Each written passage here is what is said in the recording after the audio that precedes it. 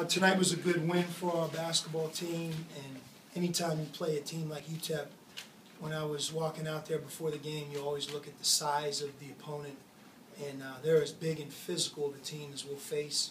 Very well coached. Everybody knew before the game began that they're a tough-minded, defensive, rugged team. And on our end, you always worry about that because it's the first time for a number of players on our team. Brandon, Grant, and Caleb, this was really the first time they played against size in college basketball and in a physical man-to-man team. You know, we saw a press, trap the first pass, triangle and two. That makes for a difficult offensive night. But I was proud of our team's effort on the glass.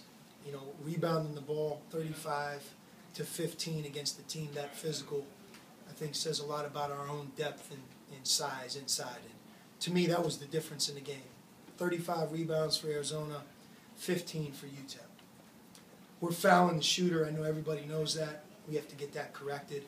So many of our fouls are at the end of the clock, and they're backbreakers because you work hard for 25 seconds on defense, and then all of a sudden the player shoots 2 or 3 free throws at the very end. And not fouling shooters and being more disciplined could have allowed us to have a great defensive night, not just a good one.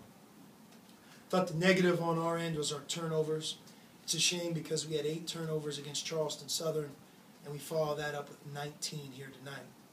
When you score 72 points and have 19 turnovers, the good news is I think it shows you what our upside can be on offense. If we'd have had this game 12 or 13 turnovers instead of 19, you know, the points we would have scored would have been more in the 80s. So we'll learn from that and also give our opponent credit because a lot of the turnovers we had were forced by a good defense. We're able to hold Bohannon scoreless, and he fouled out. Just talk about how you defended him tonight. Well, I thought Brandon Ashley played a great game for us. He played well in spurts in the opener, but he was more complete tonight. He defended better. He rebounded. He's aggressive, finished on offense. And when we broke the game back open in the second half, he was at the tail end of a lot of good plays. You guys had 8 players, I think, that had 6 or more points tonight. Can you just talk about the variety of scores you had right out there?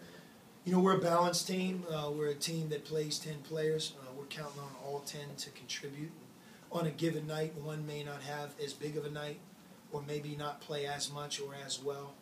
But, you know, that's the sacrifice all of us have to make to be the team that we want to be in March. You know, every day that we practice, our practices are very competitive. We jumped up significantly, in my mind, from the Charleston Southern game to this game. We had 2 really hard physical days of practice. But we can do that because we're playing 10 guys in the game. So it's not just in the game that you see that, but it's when you don't watch us practice in between games that can allow us to continue to grow and develop. So the other 2 guys I want to give credit to on our team are Solomon Hill and Nick Johnson. I think both guys are really poised when they play. And when you're playing against a team that's playing a jump defense or making a run at you, you need those players on the court to make simple plays and are unselfish. And I thought Solomon and Nick really, they were very poised at all times. Not that Mark or Jordan wasn't, but Nick and Solomon, they really have a way of playing right now that's good. And I think it'll be contagious for the rest of our team. Along those lines, Hill had that stretch where he got the rebound and put it back down. Kim followed through with a jumper. Are you talking kind of specific to those moments where he can't get you guys back on the right track? Makes tough plays, makes big plays, but does it so many times within the team concept, you know. And we had a tough stretch there for about 8 or 9 minutes of the second half. We fouled on almost every other possession. And, you know, when you put a team to the line as many times as we did, once again, if you're not deep, all of a sudden you get to the bench and you can't continue to play and grow. Part of us being able to foul, and we don't want to foul, but we played through it, was because we had a lot of contributions from a lot of players. But fouling was a problem tonight, as was the turnovers, and we'll continue to work hard to correct that.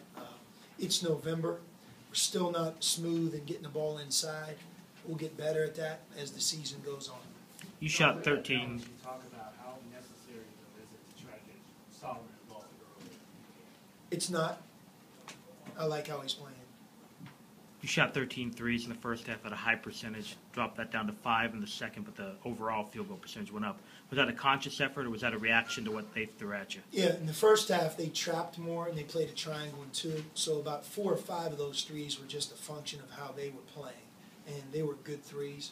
We're talking to our team constantly of not taking ill-advised threes. It makes no sense, and having more balance of post catches and drives. And maybe we did that better in the second half, but still it's only game 2. I don't care who you are. You're still not going to be smooth in doing some things that you have to get better at. But we want to be an inside team. We want to take great threes, not just threes for the heck of it. And I think the balance inside will make us the best team we can be. Along those lines, Caleb, just your thoughts on the way he played after the last game? Caleb has played against 2 very difficult opponents. The first opponent played a 2-3 zone. That was very unique. They kept the body on him. It's the opening game of the year. We shot too many threes in that game. And for a big guy, sometimes it's hard to play against a college zone until you get used to it. Then you follow that up playing against the team tonight that was big and physical. They fronted the post. We tried to get it to him a couple times and it didn't work out. And this was a real good test, but I liked his poise. He rebounded well, 25 minutes, and he's only going to get better.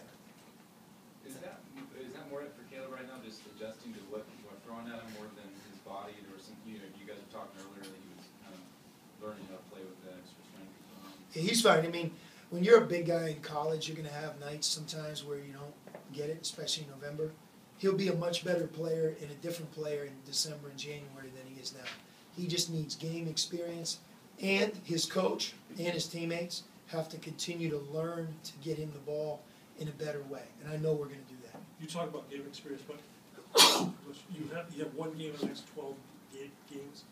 It's kind of a invisible progress in the next few weeks because it's practice.